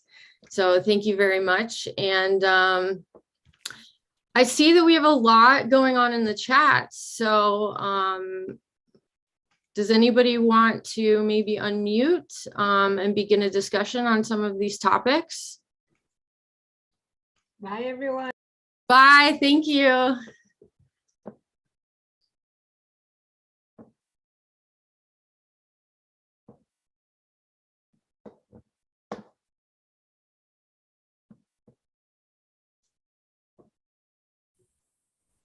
I can unmute since I put one of those comments in there. Okay, so one great. of the things that we've I would say that we've learned, though I don't know that we know the answer of with some of these Arctic focused things, is that one, the people who were, I think it's a little colonialist to go in and say like, we are helping you, because we don't even necessarily know what they want help with. So it's really more of a conversation. There's been a lot of somewhat criticism from people who live in the Arctic about this program, and that it's not necessarily addressing what they want it to address. So I think it's actually a really hard question, how to do these projects and really conceive them from the beginning with these people. And it's hard to make those connections with these people. And so how do you build a network? So I think that's one of the things, but that in that process, I think there's boundary organizations that are really essential for making that happen. And again, how do we meet those people in the Arctic, the people who live there? And some of the criticism has been that people just come in and start like talking to people, or they approach people without any context or anything like that, and without a boundary organization that might help direct you to the right resources or help you build that relationship. It can be kind of off-putting and somewhat, I would say, do damage to that relationship rather than not. So I think maybe Laura or Marika, who are more involved with search, might be able to talk about how search is trying to avoid that. But I just want to point out, it's not, I don't think it's quite as easy as like, let's find a funding opportunity that can support this. There's a lot more network and relationship building that has to go in, and honestly, probably some different values and how you work through those values and what that means to all the parties involved. So yeah, it's really hard. And I think it's important to do, but I just want to point out that it's hard to do it well. And I don't know that I know how to do it well. Yeah, this is a really good point, Alice. Thank you for your comment. But I mean, a lot of the literature does demonstrate that kind of engagement with stakeholders can't just be an afterthought after you've already decided what the research questions are, how you're going to approach answering the research questions, that things really need to start in the way that kind of Laura pointed out in her talk about search, and that you actually need to begin conversations with stakeholders really early so you can map out the conceptual space together and develop a conceptual framework that will then determine kind of what problems you address, how you address them, how you make sure that the approaches and the questions are responsive to the values of the communities that you're working with. So yeah, I don't know if Marika and Laura want to comment on that, but it is an incredibly difficult thing to do, but it's also a necessary component of like co-production and developing information that's usable with communities. So yeah, Marika.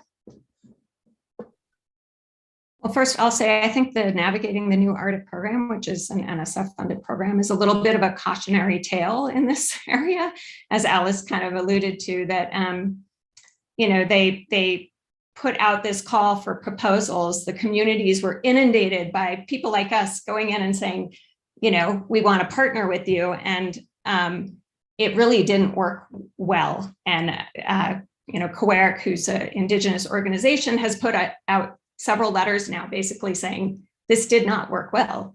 You guys can't just assume that we're going to drop things at, you know, moment's notice and respond to your request for help in putting a proposal together. I'd say under the Surge project, we've tried to do something a little bit different in that we have Indigenous people as PIs on our project. I mean, they helped us put the proposal together. We don't think of them as stakeholders. They are partners. You know, they are participants in the project, not something that we are providing them information after the fact. And we've had to be really careful, and they have to be careful as well with our language. I mean, this meeting Laura talked about, we had a lot of conversation just about the words that we use with each other and how to make sure that we have a shared understanding of what those words mean.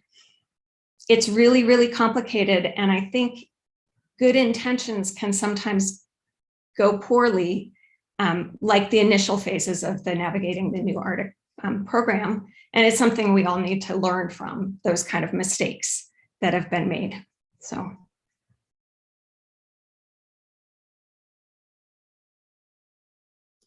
Yeah, Will, and then Dave. Thank you, Marika. And I'm just going to put in the chat, I think that there's an important distinction that you just brought up, that our scientific practice, we often think of people that we're engaging with as stakeholders, but really we need to shift the way that we're thinking about individuals we're co-producing information with and consider them partners as opposed to stakeholders. So that's an important distinction and conceptual shift. So thank you also for bringing up that. Yeah, Will. Yeah, I guess I want to reiterate something you said, Monica, but also to Laura's point of, you know, kind of the challenge of co-producing knowledge makes it hard to write a proposal when you think you know what you want to do. You have to know what you want to do ahead of time. And I guess to that end, it seems like the Innovators program is a way to start generating those connections and that those relationships with people in a way that you don't have to have the answers ahead of time, but you can start, you know, developing relationships and developing projects and kind of shared understanding that then could lead to a larger proposal, you know, after you've made those connections. And I think the advantage of, you know, using the university connections through Innovators is that we don't have to go find people. Like we, the NCAR scientists, don't have to go find people to interact with. They're, you know, kind of self-identifying, and then hopefully we can build teams and connections with people that are interested in doing this work with us. So that's all I wanted to say. Yeah, and this is an interesting thing because the Innovator program is an example of a new program within NCAR that to some extent gives us access to those individuals that are the boundary spanners. They might not be full institutions or organizations, but these are individuals who already have ties in working with some of the communities that the modeling community could potentially partner with. So thank you for bringing that up, Will. That's great. Dave, and then Gokhan. Sure. I just wanted to add on to this, especially in terms of the vulnerability and not understanding the vulnerabilities in different communities, that, you know, our NNA project that I'm involved in deals with a different Indigenous community. It's the Sami community in Northern Norway, and they have a very different perspective, say, than the Alaskan Indigenous peoples. And so one has to be a little careful about the way they approach this co-production idea, because these communities have very different perspectives, and it sort of gets at what I was trying to raise earlier too, about who's doing this with lower latitude Indigenous communities too, and and who's communicating with them. And I'm sure there's not one single boundary organization, say, that could get you hooked up into all of these. And so it's good to understand where the different players are in this, and and understand where you could maybe fit in.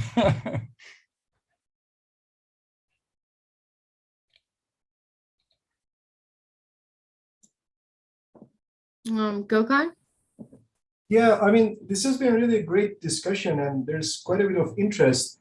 But I was wondering, do we need any new capabilities within the CESM system to be able to help with answering some of these questions?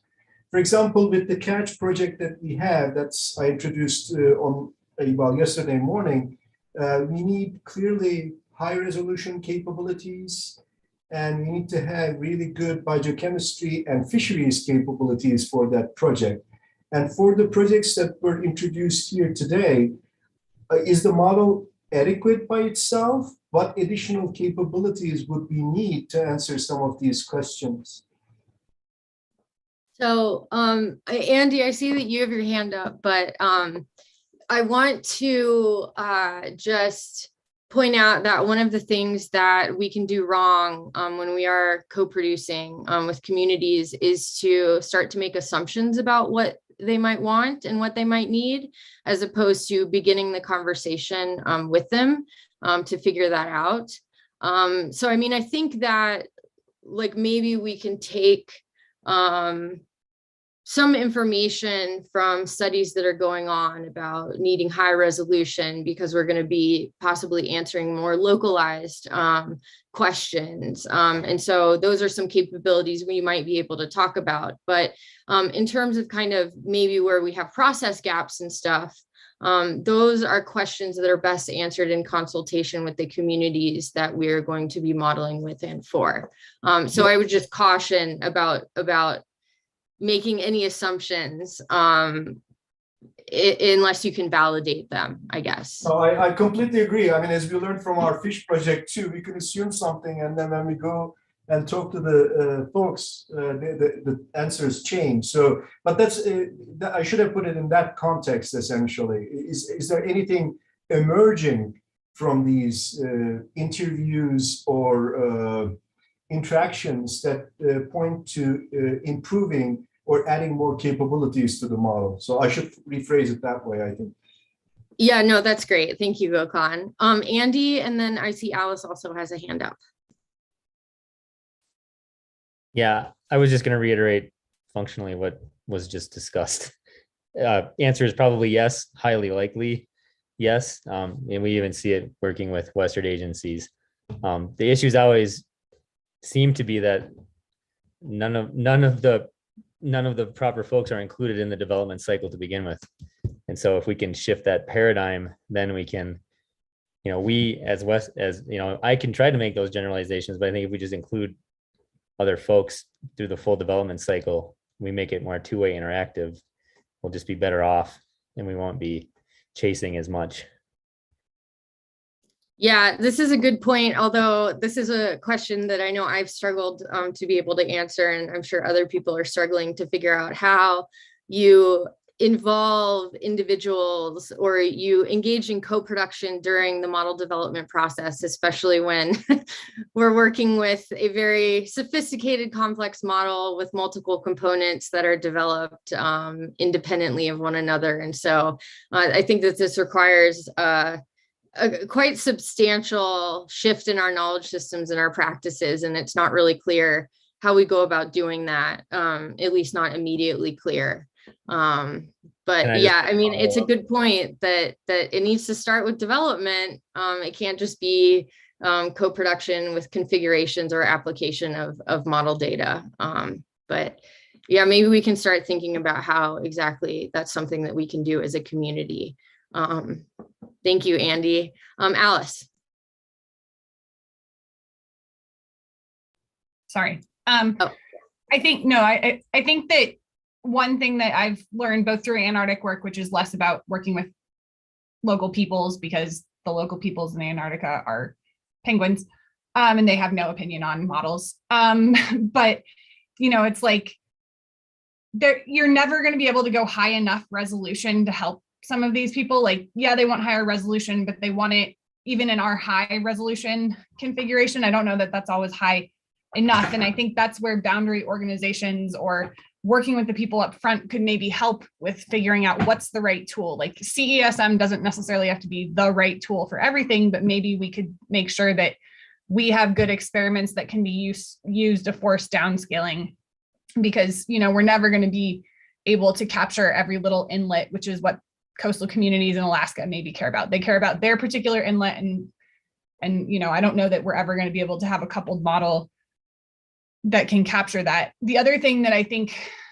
is not new to anyone is, how might we want to decide which simulations we run? Most of the people who I've talked to about Antarctic work, they don't care about what's going to happen in 2100. They care, like, the longest out they're thinking is more like 2050 or something like that. And that doesn't mean we shouldn't care at all about what'll happen in 2100, but maybe designing the way we run experiments to have more ensemble numbers or whatever that go to a shorter time that might be more useful. I think that could be more helpful. I would also say that talking to people who aren't specifically in this community, if you were like, what do you think about adding new microphysics that'll change clouds? They'd probably be like, what? Like, what does that even mean? So I think that would be something where you'd really have to make sure you're talking about the same, like, you need a conversation to make sure you're on the same page. And I'm not sure that they would even have an opinion once you were even there. Yeah, I think, I mean, these are questions that are important. Sorry, my dog's freaking out. These are questions that are important for us to be asking. And I mean, to some extent, we do need to know what the representational values of these communities are, like what type of processes are most significant for them to have understandings of, and like what the conditions of adequacy need to be for inclusion in the models. But these are difficult conversations to have with people that aren't climate modelers.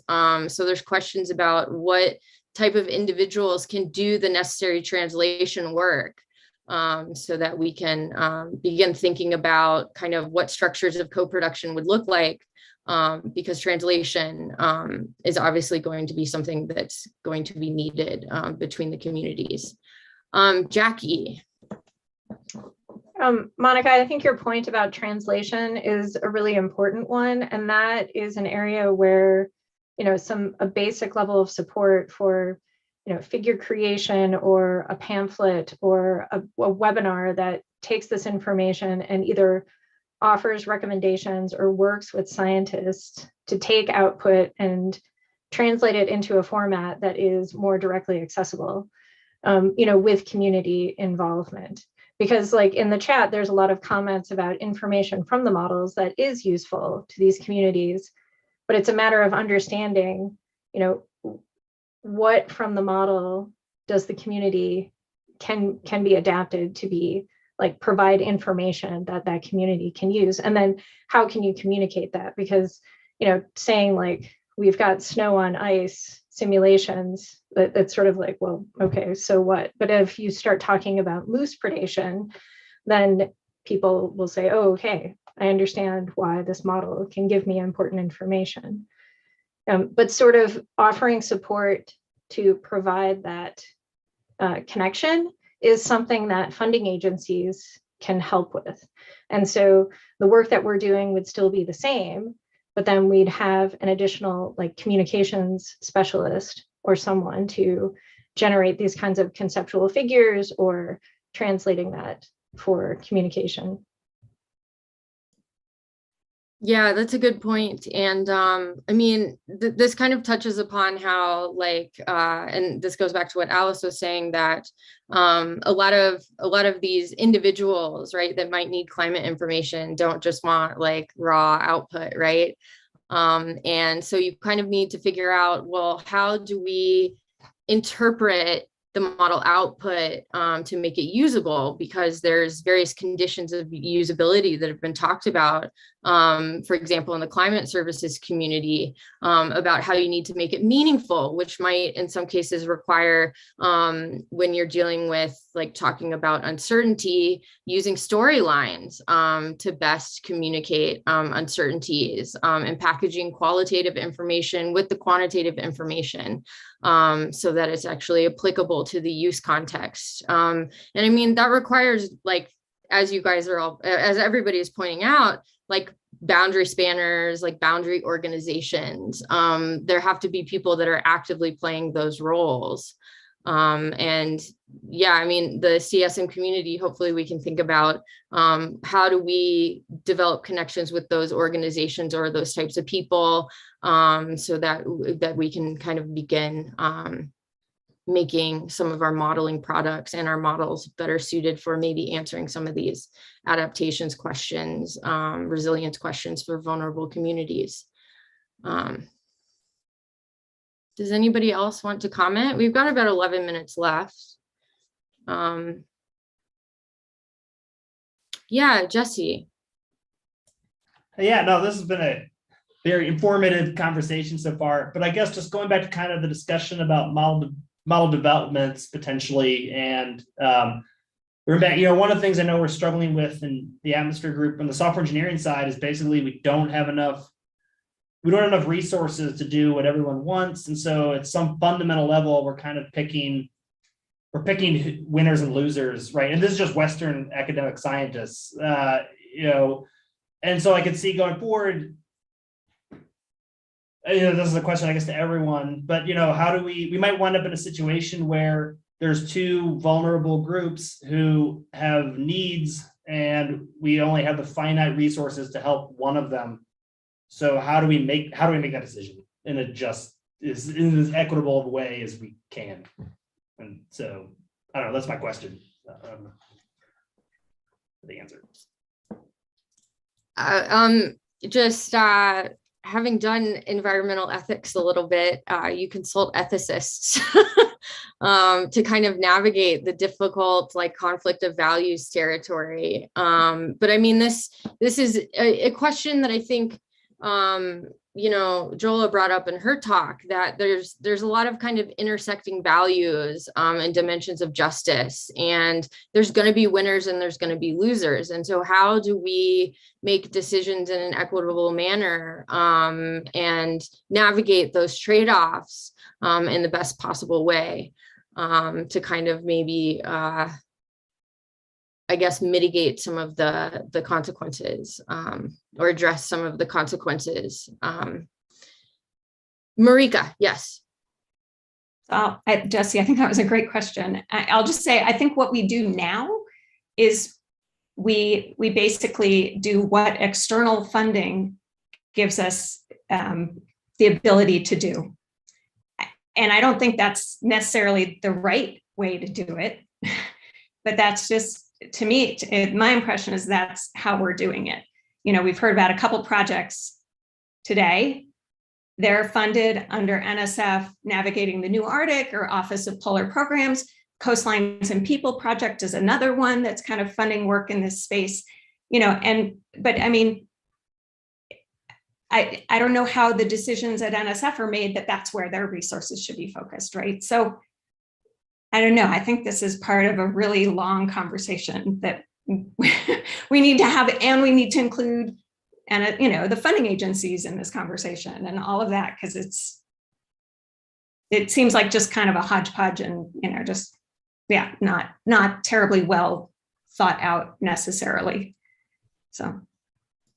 Yeah, that's a really good point about the influence that funding organizations have on what values or perspectives are included in research. And yeah, I think that's an interesting question to consider, just how we can go about communicating with funding agencies about the need to better diversify and represent a plurality of values and perspectives within the research that we're doing.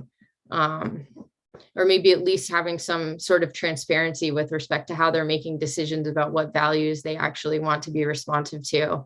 Because you, unfortunately, I don't think see a lot of that transparency from funding agencies. Okay, Gokhan, and then, yeah, Gokhan. Yeah, I was going to make 2 points. The first one is essentially related to funding. And I mean, fortunately or unfortunately, whatever gets funded gets done, right? And you saw examples of that thing with M2 lines and, for example, LEAP projects for machine learning purposes. And in this case, I agree with what Marika said. The funded projects tend to sort of get done, and then, but there might be some related activities, related projects that benefit from that funding as well.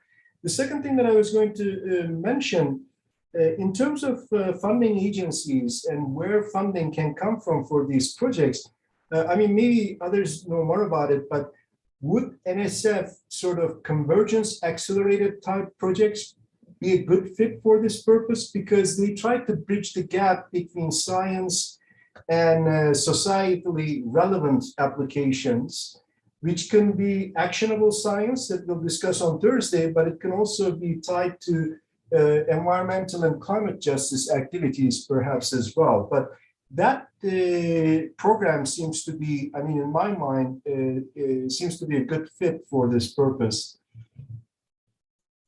Yeah, Gokhan, I think you're right. And I think that there are those opportunities that exist that kind of do maybe allow us to make a movement towards having greater representation of values and greater like plurality of perspectives represented, because there maybe aren't such explicit kind of, I guess, norms about like what communities you need to be working with or things like that, or what region of the world it needs to be representative of.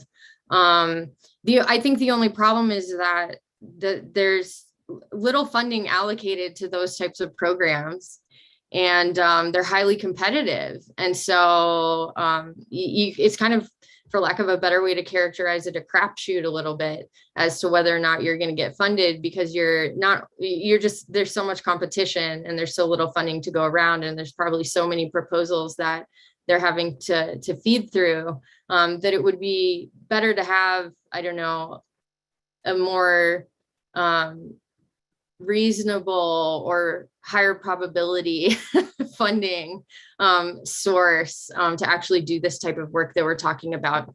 And so, Jackie, I'm going to let you have the last word. But before we leave, I do just have a question / announcement for those of you that are still on. So, Jackie, go ahead. I guess, so I'm involved in revising a paper that was the result of a NSF workshop that I was a facilitator for, and it's about community focus on fire research moving forward. And one of the things that we talked about was incorporating traditional ecological knowledge. And one of the challenges that came up was you have all these different regions globally, you have different historical periods that you need to consider. It's a very overwhelming topic. And, you know, I'm an expert in a piece of this conversation, but definitely not in TEK. And so but as a group, you know, we have the opportunity to talk directly to the funding agencies and say, you know, we need you as a funding agency to prioritize this type of funding and take risks and say that this is an essential part of that funding. Navigating the new Arctic provides a direction, and there are challenges, but we can learn from that. And then us as scientists have to recognize that it's not just one person who's going to have the answer. It is an incredible giant community, and you're still going to fall short. But that doesn't mean that we're not making progress forward. And so it's really hard to keep trying. And so one of the reviewers commented, you know, you're missing references from these other regions. And even though we had 87 authors, you know, we're still not capturing a picture of what we need. And so but you continue to move forward. And so but we all need to keep trying. So, and stuff like this session today is a really good example of us moving forward. Thank you, Jackie. I like that also as our last comment. I just want to gauge and also see their thoughts about having this as a sustained working group so that we can continue these conversations, share experiences and information.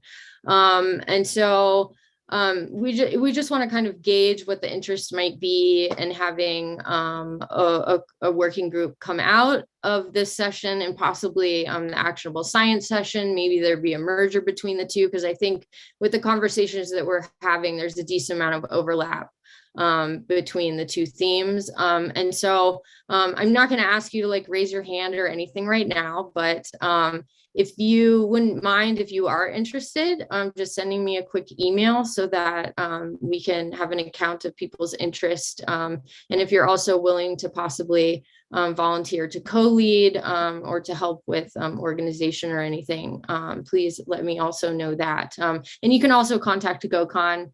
I'm sure he doesn't mind additional emails in his inbox. But I just want to thank all of our speakers. Laura, Yifan, thank you so much for giving us insight into some of the work that you're doing. And then also I want to thank all of the participants in the community for coming together and having these conversations and thinking about these things. So with that, I will leave you to take a break, and then I think we have poster session. Is that correct, Gokhan?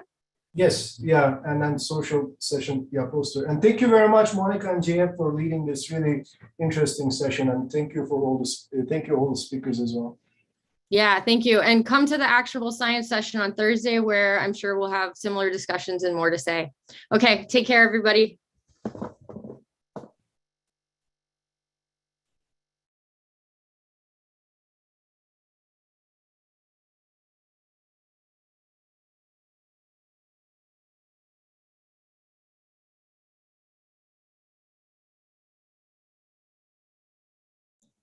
So Tracy, I'm just going to wait, or I think Tracy just left.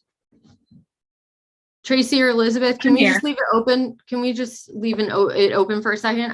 There's people in the chat asking for my email so that they can contact me about. Okay, great. Thank you. Yeah, I'm going to go ahead and stop the